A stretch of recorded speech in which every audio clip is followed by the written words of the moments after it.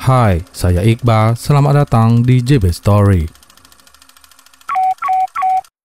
Jika kalian belum menonton episode sebelumnya, silakan klik link video yang ada di kolom deskripsi. Dan sebelum kita lanjut, saya ingin memberitahu bahwa intonasi bicara saya akan lebih cepat dari biasanya untuk mengurangi durasi video. Oke, without any further ado, langsung saja kita ke alur ceritanya and welcome to Jurnal Balinesia.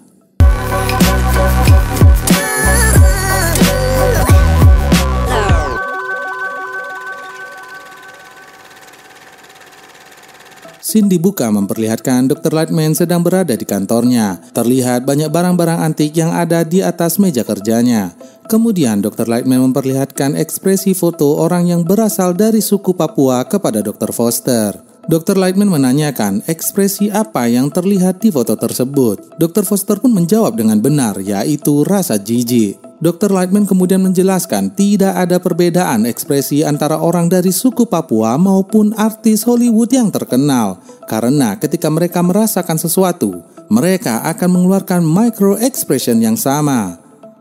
Kemudian asisten Dr. Lightman mengatakan bahwa seorang agen FBI bernama Dardis sedang menunggunya dan juga anak Dr. Lightman meminta untuk ditelepon balik. Dr. Lightman kemudian menelpon Emily. Mereka berbincang tentang apa saja yang Emily lakukan hari ini. Emily menjelaskan bahwa ia akan menghadapi ujian pada hari Jumat. Oleh karena itu, Emily akan menginap di rumah temannya yang bernama Katie. Punya ayah yang jago akan kebohongan memang sulit. Dr. Lightman tahu bahwa Emily telah berbohong hanya dengan mendengar nada suaranya saja. Dr. Foster menenangkan Dr. Lightman dengan berkata bahwa menutupi sesuatu tidak berarti berbohong. Kemudian Dr. Lightman menemui agen FBI bernama Dardis. Dardis menjelaskan bahwa seorang remaja bernama Daniela telah dibunuh secara mengenaskan. Dan yang membuat kasus ini menjadi lebih penting adalah remaja itu merupakan anak dari seorang hakim bernama Kathleen Stark. Kathleen merupakan calon hakim pengadilan tinggi. Saat kejadian, Kathleen sedang berada di ruangannya sendirian dan tidak ada yang bisa memastikan keterangannya itu. FBI ingin menelusuri kasus ini sebelum ia benar-benar dilantik. Daniela ditemukan tidak bernyawa dengan luka pukulan di kepala bagian depan. Karena itu, kemungkinan Daniela mengenal si pelaku. Tidak ada jejak apapun di TKP, karena hujan deras mengguyur daerah tersebut yang membuat semua bukti menghilang. Scene berpindah ke rumah hakim Kathleen. Di sana, Dr. Lightman menanyakan apa perasaan Kathleen ketika mengetahui anaknya telah tewas. Dr. Lightman melihat semua micro expression yang muncul pada wajah Kathleen. Kemudian, Kathleen menjelaskan bahwa Daniela adalah anak yang sangat pandai, unggul di kelasnya, dan Daniela adalah anak yang istimewa. Kathleen meminta tolong kepada Dr. Lightman agar menemukan siapa pelaku kejahatan ini. Di kantor The Lightman Group, Torres, Dardis, dan juga Dr. Lightman memutar ulang rekaman interogasi. Terlihat Kathleen sangat sedih atas apa yang telah terjadi. Bahkan si agen FBI mengatakan jika Kathleen telah berbohong, dia adalah pembohong terbaik yang Dardis pernah lihat. Dr. Lightman kemudian mematikan audio rekaman tersebut dan semua penilaian itu pun berubah. Karena jika dilihat dengan mematikan suaranya, ekspresi Kathleen sangat datar. Tidak ada kerutan di dahi dan sekitar matanya. Wajahnya tidak cocok dengan perkataannya. Emily tiba-tiba muncul di kantor The Lightman Group dengan didampingi oleh pihak kepolisian. Ternyata Emily menggelar pesta di rumah ibunya saat ibunya tidak ada di rumah. Karena keributan yang ditimbulkan, polisi pun datang dan mengamankan Emily. Akibat kebohongannya itu, Dr. Lightman meminta Emily untuk membersihkan gudang di kantornya. Emily akan diawasi oleh loker saat menjalani hukumannya itu.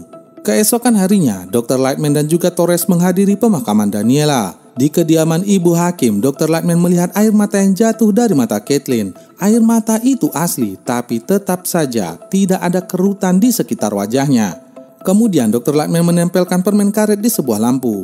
Permen itu akan membuat lampu tersebut meledak. Dan ketika ledakan itu terjadi, semua orang pun kaget termasuk hakim Kathleen.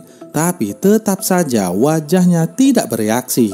Dr. Lightman menyimpulkan tidak adanya reaksi pada otot wajah Kathleen karena ia menggunakan botox. Botox melumpuhkan otot-otot pada wajahnya. Dan menurut analisa Dr. Lightman, hakim Kathleen bukanlah pelaku kejahatan tersebut. Dr. Lightman dan Torres memutuskan untuk melihat micro expression orang-orang yang datang ke pemakaman tersebut. Dr. Lightman melihat seorang teman Daniela yang cukup mencurigakan. Kemudian mereka pun menghampiri gadis yang bernama Riley tersebut. Dr. Lightman bertanya, "Kenapa kamu berpura-pura sedih?" Riley pun menjawab bahwa ia terkejut atas kematian Daniela. Dr. Lightman pun menebak jika Riley sebenarnya tidak terkejut akan kematian temannya itu. Kemudian Riley pun mulai bercerita bahwa Daniela adalah seorang pengguna obat-obatan terlarang. Dari kejauhan, ayah Riley memanggil dari mobil. Terpaksa, obrolan itu pun berakhir. Mereka kemudian menuju ke sekolah Daniela dan berbincang dengan kepala sekolah. Ibu kepala sekolah mengatakan bahwa di sekolah tersebut tidak ada penyalahgunaan obat terlarang. Namun Dr. Lightman meyakinkan kepala sekolah agar mengumumkan kepada semua murid bahwa loker mereka akan diperiksa. Ketika hal ini dilakukan, semua murid menjadi cemas dan mereka memandang ke satu siswa laki-laki. Dr. Lightman pun menghampirinya. Ketika ditanya, siswa ini terlihat sangat sombong karena merasa ayahnya adalah seorang pengacara. Dr. Lightman pun menunjukkan keahliannya dengan menebak jika ayah siswa tersebut sudah jatuh bangkrut. Ketika ditanya apakah kebangkrutannya itu karena kasus hukum pajak, tangan anak muda ini bergeser. Melihat keahlian Dr. Lightman itu, anak muda ini pun kemudian mengakui bahwa ia telah menjual obat-obatan terlarang kepada Daniela. Tapi ia tidak melakukan pembunuhan itu. Anak muda ini menjual obat-obatan untuk membuat siswa lebih fokus dalam belajar dan kuat begadang. Bahkan sebagian besar anak berprestasi di sekolah itu menggunakan obat tersebut. Tiba-tiba ayah Riley datang. Ia merupakan dewan pengawas sekolah. Ia merasa keberatan atas apa yang dilakukan Dr. Lightman terhadap murid-muridnya. Torres pun menjawab bahwa telah beredar obat-obatan di sekolah ini karena murid berpacu untuk mendapatkan nilai akademik yang tinggi. Lalu ibu kepala sekolah membantah hal itu. Namun dengan gestur seperti ini.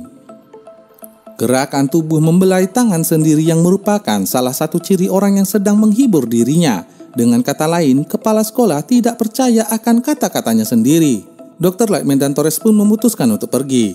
Namun di parkiran sekolah, Torres kembali menghampiri ibu kepala sekolah. Torres memberi selamat kepada ibu kepala sekolah karena telah berhasil membuat perubahan yang sangat besar. Peringkat nasional sekolah itu naik secara signifikan. Torres pun bertanya apa yang telah ibu Kepsek lakukan. Bu Kepsek menjawab jika ia telah membatasi kuota bagi siswa yang ingin mendapatkan kesempatan ke perguruan tinggi yang terbaik. Jika tidak memiliki nilai yang baik, sekolah tidak akan merekomendasikan siswa tersebut. Torres menanggapinya dengan nada cukup kesal karena Bu Kepsek telah memotivasi murid-muridnya dengan rasa takut.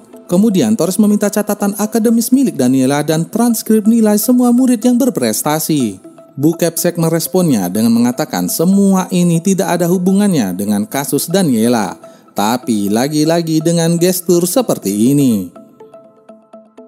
Di tempat lain, Dr. Foster sedang menangani kasus jatuhnya pesawat NASA yang bernilai 3,3 triliun rupiah. Pihak NASA merasa ada yang tidak beres dengan kejadian ini, karena tidak ditemukan gangguan atau malfungsi pada mesin pesawat. Pesawat tersebut tiba-tiba saja menukik ke bawah dan kemudian jatuh. Untung saja pilot pesawat masih sempat melompat terlebih dahulu.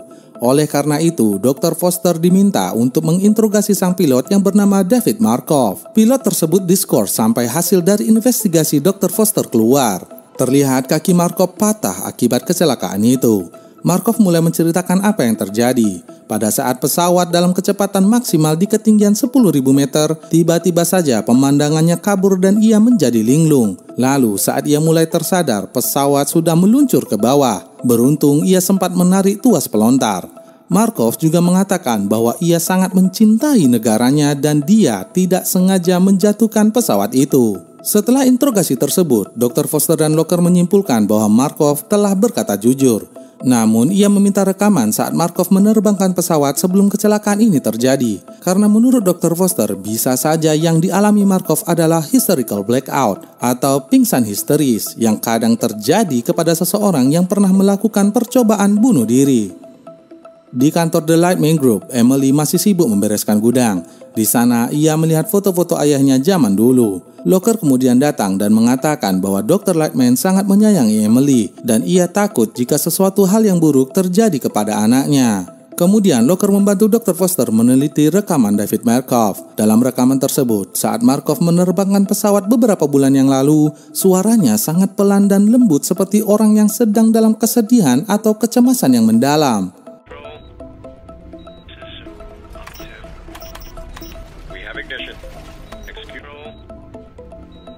Hal ini sangat berbeda jika dibandingkan dengan beberapa minggu terakhir. Markov nampak ceria, bahagia, dan bersemangat. Ada sesuatu yang membuatnya berubah seperti ini.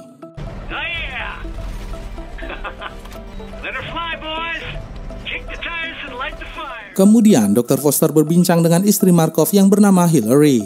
Dr. Foster menanyakan perihal perubahan perilaku pada suaminya dalam beberapa waktu terakhir.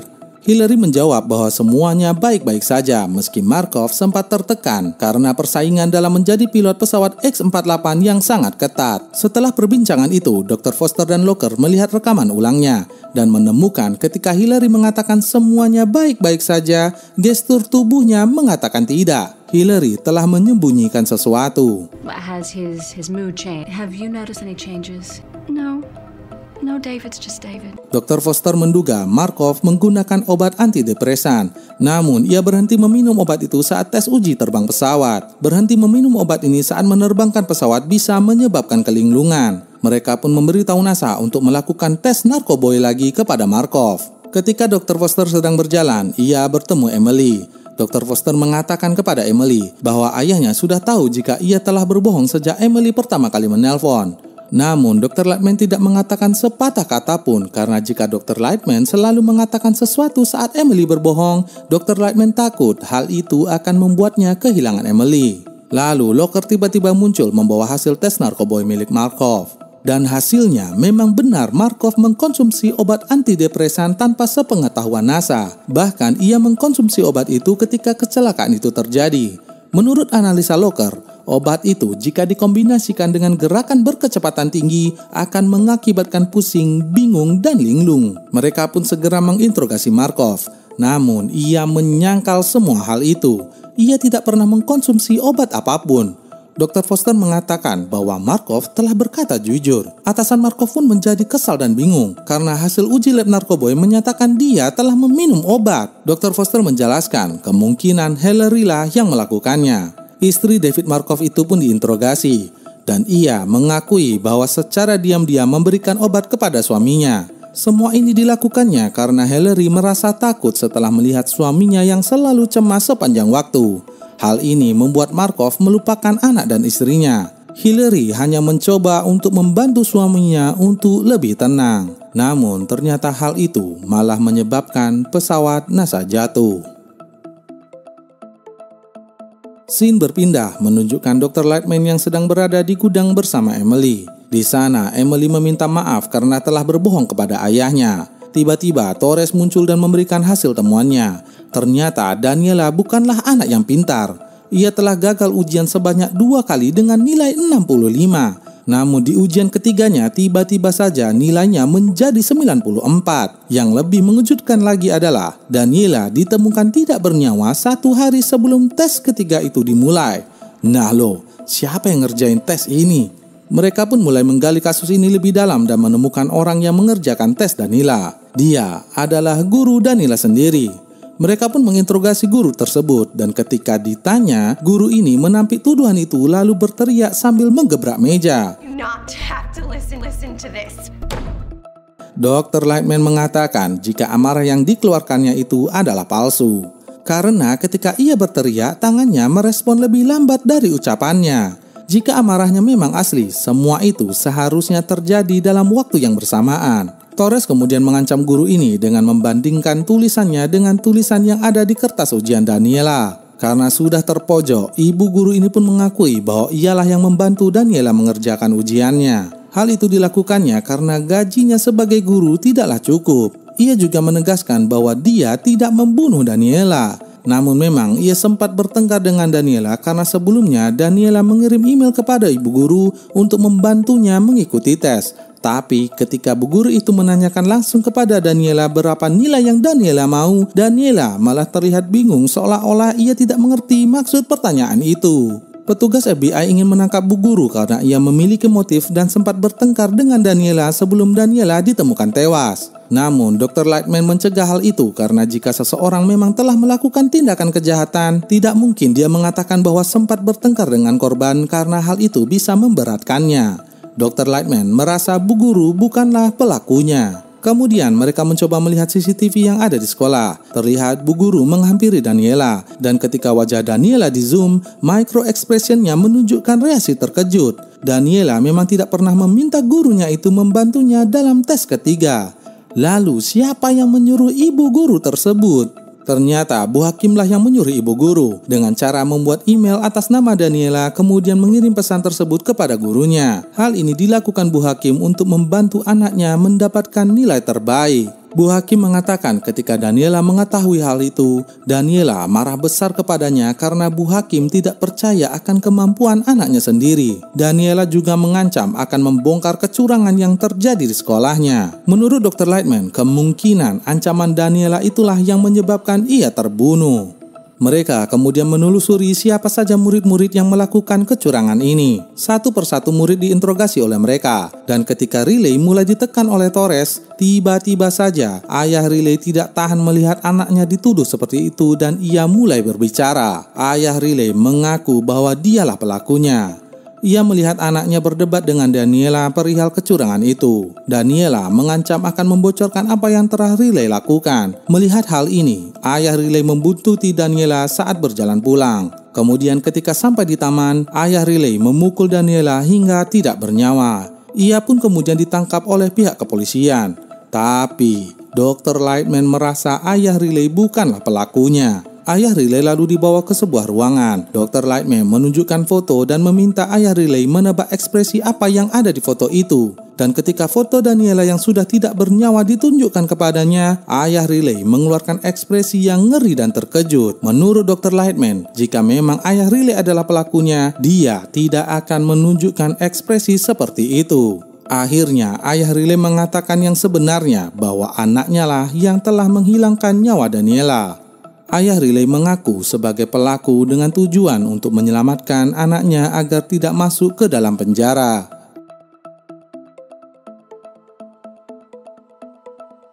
Atas semua bukti yang ada, Riley pun ditangkap polisi atas tindakan kejinya kepada temannya sendiri, Daniela. Di kantor The Lightman Group, Emily telah menuntaskan tugasnya membersihkan gudang. Di sana, Emily berterima kasih kepada ayahnya karena telah menahan diri dengan tidak mengatakan apapun ketika ia berbohong. Dr. Lightman pun meminta maaf kepada Emily karena ia selalu tahu jika Emily berbohong. Tapi kemudian Emily berkata, You don't always know. You don't always know. Nah, apa kebohongan Emily yang tidak diketahui oleh Dr. Lightman? Pertanyaan ini akan terjawab di episode berikutnya. Itulah Lie to Me episode 3. Jika kalian suka video ini, jangan lupa like, share, and comment. Terima kasih sudah menonton video ini sampai akhir. Saya Iqbal, sampai jumpa di video berikutnya. Bye.